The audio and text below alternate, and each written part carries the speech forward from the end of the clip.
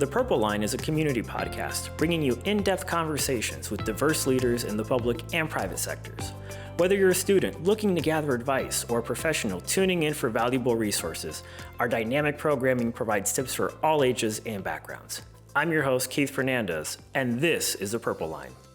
On today's episode, I'm sitting down with former Congresswoman Ileana Ros-Lehtinen, a CHLI founder who is often referred to as CHLI's madrina. Ros-Lehtinen served for almost 3 decades as a member of Congress representing South Florida. She previously served in the Florida House and Florida Senate.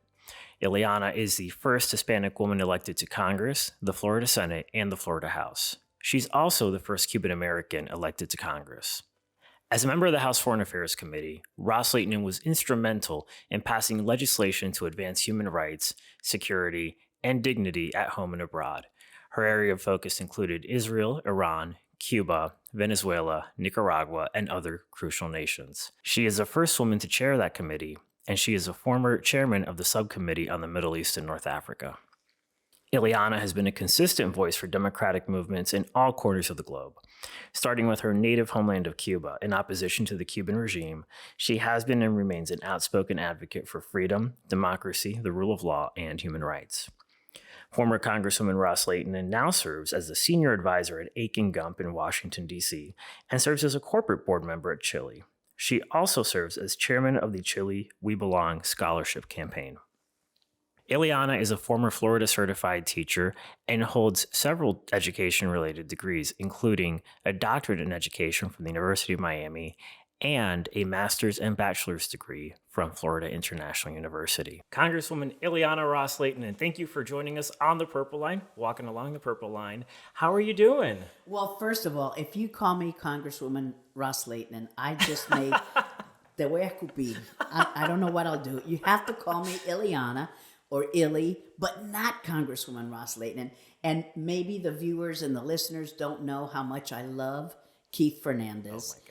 He has been the lifeblood of our congressional office for all those years, got me out of trouble, and was just you weren't even a staffer. What do I call you? You were my legal counsel, you were my communications director, you're a wonderful friend, and you are remaining a wonderful friend. Yes. And now I see you being a big shot here and there, but you're still my little Key. Oh. Key. That's how we call him. It's the best thing, and best experience of my life, and love you so Keith, much.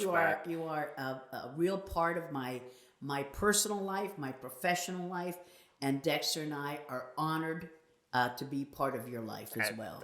I'm so honored. I'm so glad that you guys are part of my life, and we're so close now. I'm giving you candle recommendations. So this is where we're going. If the people only knew what a nice place. You're not getting paid enough. I'm not going to say that. But he's living large, and this place is spectacular. And I want to thank Nicole, our wonderful production assistant, CHLI fellow, who is doing an incredible job behind the camera. She really is. She really is. And, you know, one of the things that I love about this podcast is the ability for people to learn from trailblazers like you. You're the first Hispanic woman in Congress, first Hispanic woman in the Florida House, Florida Senate, first female chair of the House Foreign Affairs Committee, first Cuban American in Congress. I can probably list a lot more, but that took the whole time. So I think one of the things that is really interesting to me, because I did not know you back then, back in 1982, you were a Florida certified teacher. You are still a former Florida certified teacher. Keith, were you born in 1982? No, I was not. So when I was first elected to public life as a state representative, Keith Fernandez, the gentleman who's interviewing me, was not even born. Oh my gosh! But I'm old. In Miami, I could have voted at that time. So, but it was just having to be at the right time, at the right place, because I had no idea that I was the first this and the first that and the first that until people pointed it out to me. But it has been a life of public service that I have enjoyed tremendously, because whether you're a state representative, state senator, member of Congress, or everyday life, and you get to help so many people, Keith. And I know when you were part of our congressional staff, that's what you enjoyed the most. Helping people, whether it's citizenship, their residency, their Social Security benefits, veterans benefits. I mean, service to the community. Yeah. That is what we love to do. And anybody can be great, as Martin Luther King said, because anyone can serve. Yes, absolutely. And that really brings us to one of my major questions about why you first ran for public office. 1982, you were owner, operator, teacher at a private school in Hialeah. And I've got to say, for so many people, young people who are probably listening, they're going, I want to take that big bet, whatever that is, go into that big job, maybe run for office, maybe be a leader in their community. I think people think about these major decisions for a while sometimes. And what day did you wake up and say, well, I've never been in politics before, but I guess I can run to represent my community in the state capitol and do what I need to do? When is that moment? First of all, you shouldn't wait for that perfect moment. Yeah. If you wait for the perfect moment to get married and to have a child and to get this work, that moment will never present itself.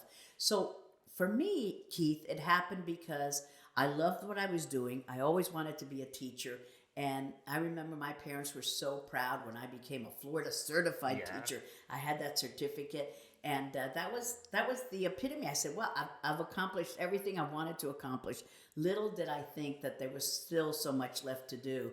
And I helped a lot of students and a lot of parents, and helping Pedro y Jose y Maria. Somebody told me, rather than helping these people as individuals, as worthy as that is, you could run for office, set public policy, and help a lot of people. And I said, hey, run for office. Nobody in my family had run for office before. My wonderful, mi hermano legislativo, Lincoln Diaz-Balart and Mario Diaz-Balart, they come from a storied Cuban political family, a dynasty like the Kennedys. Yeah. So they had politics in their blood, but not in my family. And so my dad said, well, let's see how this goes. I think that you would be good at it. I said, oh, all right.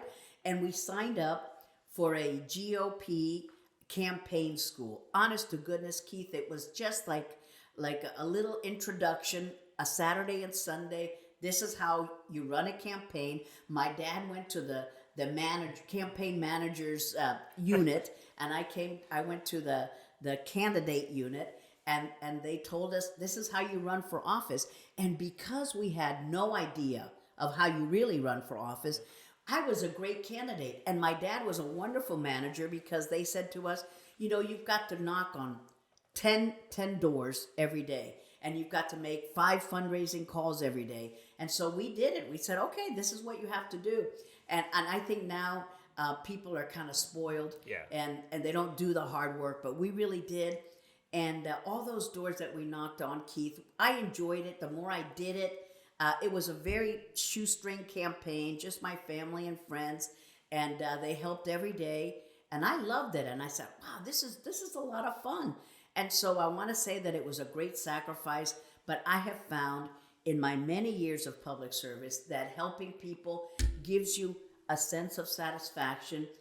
And it makes you feel good to help others. You have a servant's heart. Yeah. I have a servant's heart. So it was a lot of fun. I met a lot of wonderful people, and to help people is the best thing you can do. So it's been a wonderful life. Now I'm retired from that life, but I'm still in the service of others. Well, I absolutely. And speaking of people you met, you soon thereafter met your now husband, Dexter Lehtinen. He was a Democrat. You're a Republican. You changed into a Republican. Yeah. Wonder how that happened. And you two really helped reshape state law in Florida. And I know that folks talk about, the federal part of your lives. Dexter was the former U.S. attorney. He put Manuel Noriega in jail. Yahweh Ben Yahweh, he had huge cases. But you guys really had an impact through the Florida Prepaid College Program, which you authored and passed throughout the Florida House and Florida Senate, the Victims of Crime Amendment to the Florida Constitution. Absolutely. But you guys were also parents in your 30s, and for the listeners, you guys represented 2 different districts, so you had to switch homes to maintain residency requirements. So I guess exactly. And so I guess the question I've got is for all of us who have less hectic lives than the Lehtinen, how did you guys manage your time so you were able to accomplish so much? Because I think that's a question that young people have today. They feel overwhelmed, but here you guys life is overwhelming. It is true. Yeah. It is true. And there's so many choices and so many opportunities. And sometimes you think, how can I do it? And you just live your life and you live day by day and you plan and you do the best you can. For me, I did it so successfully because of my mom and dad. Yeah. They were dedicated to me, to Dexter, and then to our children. So we bought the house across the street literally for my parents to help us with our kids. And Abu Kiki and Abu Mandi, they were just terrific people. You knew them so well. You know how much they admired and loved you, Keith.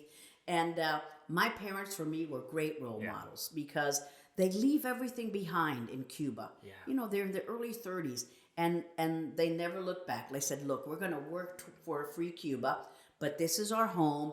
So my dad, with his limited English, went to Miami-Dade Community College, graduated from there, went to the University of Miami, graduated from there, and he spoke with an accent, but he could read and write like nobody's business. And so I said, wow, if my parents could sacrifice so much for the family, why can't I? And of course we did. And I remember the day that my father and I met Dexter for the first time. He was already a state representative, and reapportionment was happening, which is when you draw new lines for the state house and state senate. And he was upset that his colleagues would not let the public, meaning people like me and my dad, look at the maps. Only the legislators could look. And he said, no, I want everybody to... And you know, he was always a fierce defender of the little guy. Yeah. And little did I know that fighter there, that I was going to end up falling in love with him, and that we got married and then switched him over to the Republican side. But you're right, single member districts. So I had a house and he had a house. So a few days we lived in my house, a few days in his house. And it was great, Keith, because our opponents would always make that into a big issue. Yeah. Oh, you know what, look at them. And so we just said, okay, good. That's your big issue. That's wonderful. Yeah. Remind people that we're in love and that we do live together. So we spent our time in the Florida House of Representatives. Then we ran together for the Florida State Senate. And then he went off to be, as you said, U.S. Attorney. And then Claude Pepper died. So many people were waiting for old Claude Pepper to pass away. They were like vultures going around. And but it's been a life of public service. Dexter and I loved it. And he wrote, he is the legislator who's written more constitutional amendments than anyone. He's got 4 on the books. And the best one is the Victims of Crime Amendment. And my best law, as you point out, was the Florida prepaid tuition plan. We never thought it would be as successful as it has become. And our kids were contract number 7 and number 8 in the state. Wow, and definitely Dexter's my old law professor. So I was quizzed on all of those constitutional amendments. Yes. And generations of Floridians, thank you for the Florida prepaid college program. And I would say that Dexter, he was more of an issues-oriented brainiac, and I was more of a people person. Yeah. So we made a good match, and he's still the smartest guy I've ever met. He and my dad, but I'm more people-oriented. Well, I mean, I think you both have great legislative acumen, but would agree. And going to 1989, you mentioned Claude Pepper, and this legendary member of Congress, he had something to do with Social Security. He either wrote the law or he helped create it. Right? And then he passes away, as one does. Then we talk about facing challenges in life, and there is this huge congressional seat open. There had not been a Cuban American elected, and you get into this race with a ton of Democrats like Rosario Kennedy, who was huge at the time, the Miami City Commissioner, yes. President of the Florida Bar. We won't hold that against him. We'll hold something else against him.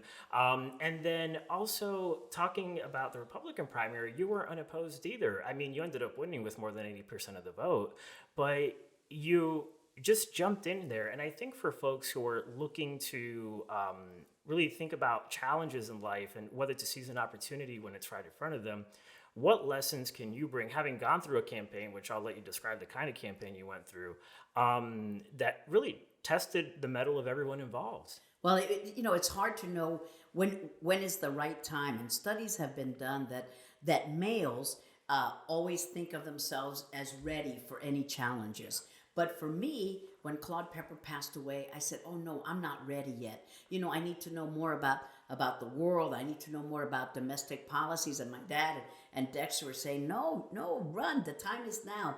So males always think you're ready. Females are always thinking maybe now's not the right time. But I put my hat in the ring, and what a rough and tumble campaign that was. Ay, ay, ay, ay, ay.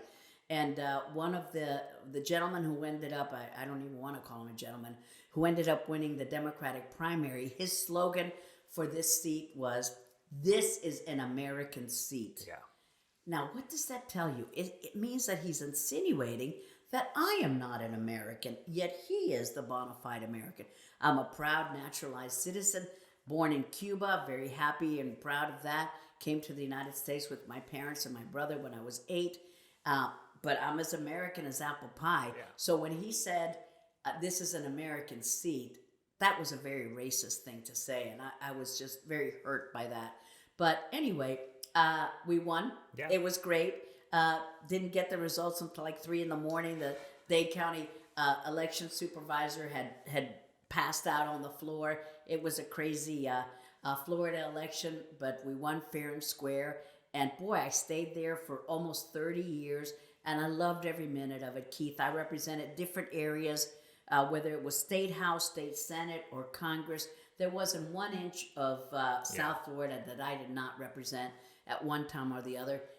But it was always for the service of others. And I enjoyed my public service career, and I'm very proud of it, of the many people that we were able to help. Absolutely. And that really brings me into my next question I had, which was, when you got elected in 1989, it was a majority Hispanic district, Cuban American, folks that were there before Cuban Americans. And the district changed over time. Yes. Dramatically so. There was, Hispanics were from, Colombia, Venezuela, Nicaragua, so many other corners of the world, folks who were from any corner of the world. And you've always had this political dexterity, and you kept in touch with your constituents, and you did so in a way that was always authentic and reflected their values. And so, well, that's very nice of you to say. And Keith, Yeah. in our first congressional district, I had a district that had a big percentage of Black voters and Haitian voters, and I was very proud of that. So it was a very eclectic, diverse, heterogeneous district. So, and I was challenged by that, and I enjoyed it. Yeah, and I think one of the questions listeners and viewers might want to know is, how do you keep being successful in a rapidly changing environment? What did you do to stay in touch and then take actions that you probably would have taken anyway, like TPS for Haitian migrants, immigration reform, climate change, but do so in a way that reflects a rapidly changing world? Well, for sure, that's an excellent question, because sometimes you get criticized if you change positions. And I say, if you've been in public life for 40 years and you haven't changed any positions on anything, on any issue, you're really not doing your research, and you're really not understanding how things are changing. So I react to the community, and the community reacts to me. So I learned a lot from the community. It's helped me evolve as a member of Congress and as a policymaker, whether that's on immigration, whether it's on marriage equality. You see changes in our society, and it doesn't mean that you're a chameleon, that you change your spots depending on your environment. No, but you understand where people and their circumstances, and that shapes you. If you're not moved by people's stories, you're not paying attention. Yeah, and what was always interesting to me, especially during the latter years of your time in Congress, was when you had a position, you always stuck to it no matter what time of their political career, but it wasn't always the most popular position. You were the first Republican to endorse marriage equality. You were probably the first Republican to run ads on climate change, for example. And those campaign colors, no one can change those. Brown and yellow. He was saying that because my father, for some reason, he said, everybody's using red, white, and blue. We'll use this off-color yellow and this off-color brown, and nobody's... Yes. Oh, my gosh. I said, those are unusual. He wouldn't let us change it. It was... But But yeah, so I didn't always, I felt bad that some of the positions that I had taken, they felt right at the time, but then they didn't feel right for me later. For the Defense of DOMA, Defense of Marriage Act, was Bill Clinton was the president, and marriage was defined as being between a man and a woman. And I felt very much at peace with that. Yeah, that's where I was, that's where the country was, that's where the president was. And then I have never seen an issue, a social issue, change so fast. Just change American society, change the way that we looked at people. And I think it's because we got to know more individuals who were gay or who who wanted the same thing that everybody else had, marriage equality, and they wanted children, and why shouldn't you be allowed to adopt? But it was a sea change, and I felt so much better when I changed my views on that, and it fit my district, it fit my own feelings, it fit my family, and that was, you've got to be willing to change when you see something isn't right. And at that time, and Bill Clinton would be the first to say, it felt like that was the right thing to do. And now looking back, we say, oh my gosh, we didn't let gay folks serve in the military, and you could lose your job. And still now, the reason we need to pass the Equality Act is because there are no federal protections for people who are gay, and people don't understand. You can fire someone because they're gay. It is not a protected class. It's not a protected category. You can say, no, I don't work with gay guys. I don't work with lesbians, and they fire you, and that's it. Yeah. It is unbelievable. That's why we need the Equality Act, and it's taken me a long time to get to that point, and now I feel like, how did I ever not feel that way? Yeah, and once you got to those points too, there were people who said, who were against you, and you stood strong on it. There were millions of dollars in campaign ads spent against you in your last election, which, you've won every election, so, nuts to them. But they were, I guess the question that folks would have is, when you do take new inputs, when you do get new information and evolve your position, and you stand strong against it, even against folks who are with you previously. That's a good feeling. It's a good feeling, and how do you just keep standing strong, I suppose? Yes, and it's so important to live an authentic life, to feel that, okay, this is my life, this is myself. For example, people know I have a transgender son. Rodrigo, he was born Amanda Michelle, lived his life as a female. We brought him up as a female. And then in college, he said, no, I identify as a male. Yeah. Well, that took us a long time as a family to adjust. But even my dad, when he was 83 years old, and we told him, Rigo told him about he was perfectly fine with the decision. He says, I totally understand. And so you can't think that just because you're elderly, you're not going to understand. And because you're young, you will understand. No, it has to do with how accepting you are of other people. So I feel very at ease talking about the issue, and I feel like it's in congruence with my life, with my heart, with my spirit, and with everything that I stand for. And now looking back on those tumultuous days when I thought, oh my gosh, is our family falling apart? What's going to happen? And now I'm so at ease about it, but I understand that it causes a lot of people to feel anxious about it. So I don't take it lightly. I understand that there are people who are troubled by it, but there's not a week that goes by, Keith, let me tell you, where I don't have a parent who'll come up to me and maybe put me aside and say, the situation that you went through with Rigo, I'm going through it with somebody in my family. So they will whisper it, they will tell you about it, and it's more common than people think. And that's the way of the world. So, and I just tell them, it gets better. You're going to get used to it. And what we want our children to be happy, to feel like they can be productive citizens of this world, to know that they can have a job and keep a job, and they won't get harassed, and they won't be victims of a hate crime, and they can live their authentic life, because we don't want kids to get kicked out of their homes, but so many of them do. Yeah, absolutely. No, and I think that's the right message to share. And going back a few generations to your parents, you mentioned Abu Kiki and Abu Mandi, Yes. lights of the Cuban exile community, demonstrated to so many of us, how to live, with grace under adversity.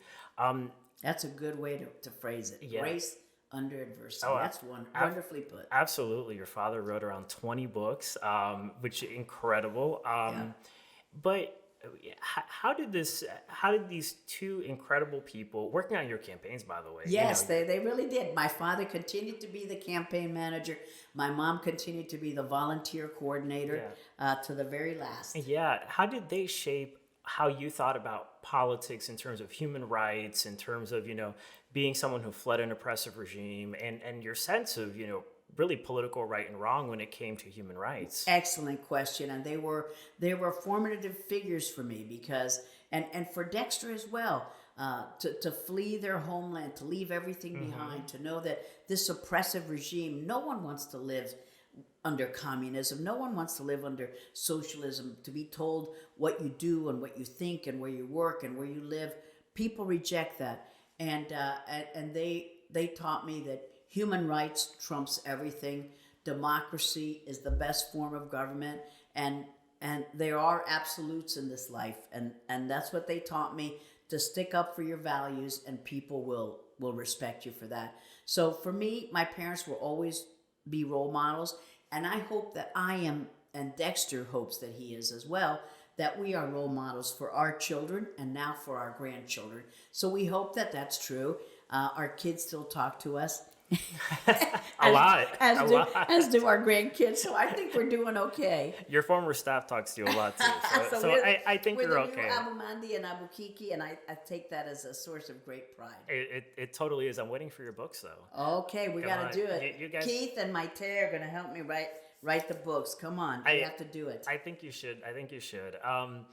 Talking about standing up for your values, one of the values that you've always stood up for was diversity of thought. So you are one of CHLI's co-founders. You're the CHLI Madrina. I'm waiting for the magic wand for you there on that one. But, one of the things as an educator I've always been curious about, you obviously had classroom instruction. You were an educator to your staff in many ways, living your values and really showing how one can be effective in public service and private life. But as you continue to see new CHLI cohorts coming through, the internship program, the fellowship program, how do you view educating the next generation through real life experience in Washington, D.C. or anywhere else in a professional program so they can continue to grow?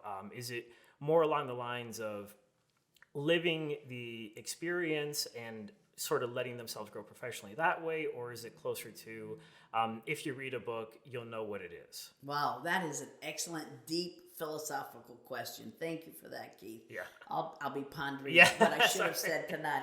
I should have said this and that. What I would like to say is, first of all, about CHLI, the Congressional Hispanic Leadership Institute. I am so proud of this organization. Lincoln is the godfather. Maybe I'm the madrina. But Lincoln created this monster of an organization.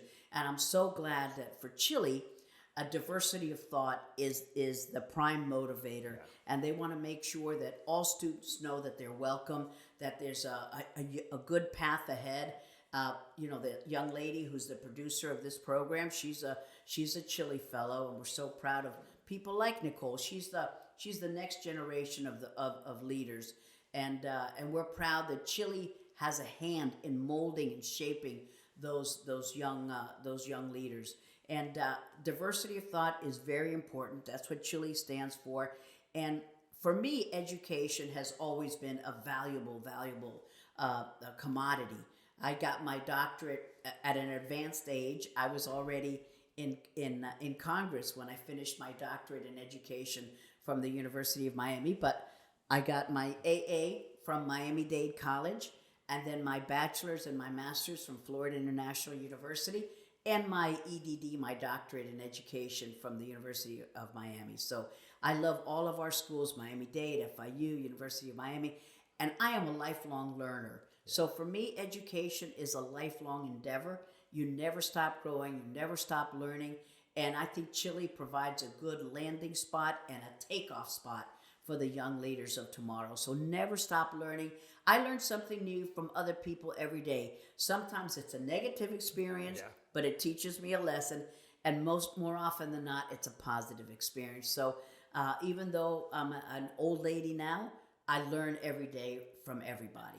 I think that leads us into our almost last question, which is knowing what you know now that you've had this huge experience, member of Congress, member of the state Senate, member of the Florida House, abuela, mom, wife, what would you tell yourself at like 20 or 21? Like what would you say to that person who had not yet embarked on this journey? I would have said that is an excellent question, and I thought about this because Keith and I talked right before we started recording what he might ask me. And I would say that I would have expanded my universe by taking courses that maybe I didn't know much about. I would take courses in archaeology, and I would take a course on medicine. And to me, I was an English major and an education major, so I like to read novels, and I didn't read as much as I should have about other fields of study. So I would have said, because I'm always thinking about education, I would have liked to have branded out and spanned my horizons and taken courses and things that I did not feel comfortable about or did not know much about. And you might risk not getting an A because I don't know anything about medicine. And maybe, I was so concerned with making sure that I would get good grades, I wouldn't have cared so much for that. And I would have taken more diverse courses and expanded my knowledge, especially of history, because being married to Dexter, he's such a great historian and professor, and he knows so much about what's happened in the world. And I regret not being as knowledgeable about history, archaeology, medicine, you name it. I needed to have expanded my horizons. Well, I think you've shaped history, so that's a pretty good second. Oh, that's good. That's good. And to close it out on a quote from one of our favorite radio show hosts, "Y tú de verdad crees eso?" We've got a story to tell, but we won't tell it here. Congresswoman Ileana Ros-Lehtinen, Illy. Thank you for joining us on the Purple Line. Till next time, love you. Bye. Thanks for listening to the Purple Line. You can follow me at _Keith Fernandez on Twitter, and make sure to follow CHLI across all social media platforms at the CHLI for the latest updates.